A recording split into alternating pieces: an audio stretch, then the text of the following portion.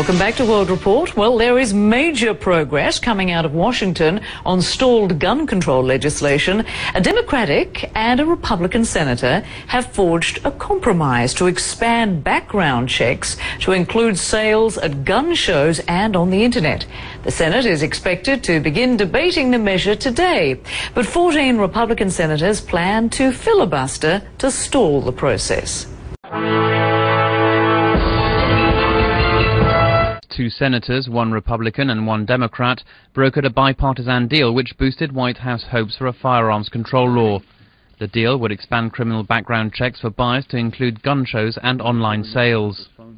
If expanding background checks to include gun shows and internet sales can reduce the likelihood of criminals and mentally ill people from getting guns, and we can do it in a fashion that does not infringe on the Second Amendment rights of law-abiding citizens, then we should do it. We have a culture of violence, and we have a whole generation who basically has been desensitized.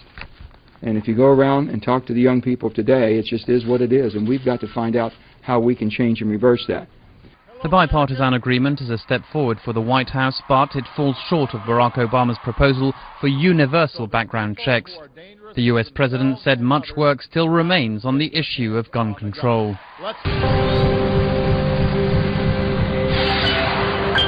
First Lady Michelle Obama today addressed gun violence in her hometown of Chicago. Late today, she visited Harper High School, known in Chicago for a sad distinction. Over just the past year, 29 current or former students at Harper High have been shot, 8 of them killed. Earlier, in an emotional and highly personal speech, the First Lady talked about Hadia Pendleton, the 15-year-old drill team member who performed at the president's second inaugural, but was shot and killed back home in Chicago. The First Lady talked about life and opportunity and some cruel similarities.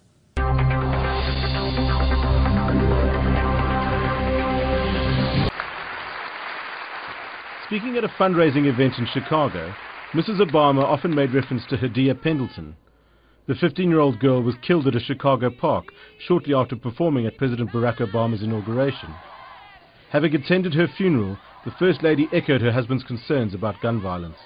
And these reforms deserve a vote in Congress.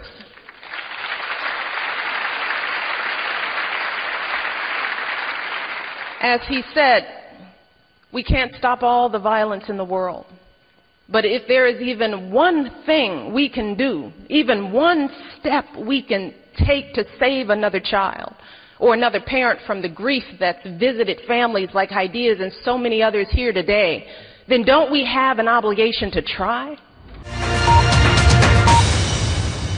The compromise measure would require those who buy guns online or at gun shows like this one to undergo background checks. Currently, they have no need to do so, but it leaves private sales uncovered. And there are some Republicans who see any restrictions on gun ownership as an infringement of their constitutional right to bear arms. The Senate will vote later today on whether to debate the new measure. President Obama has given it a cautious welcome, saying that when it comes to gun control, there is clearly still some way to go.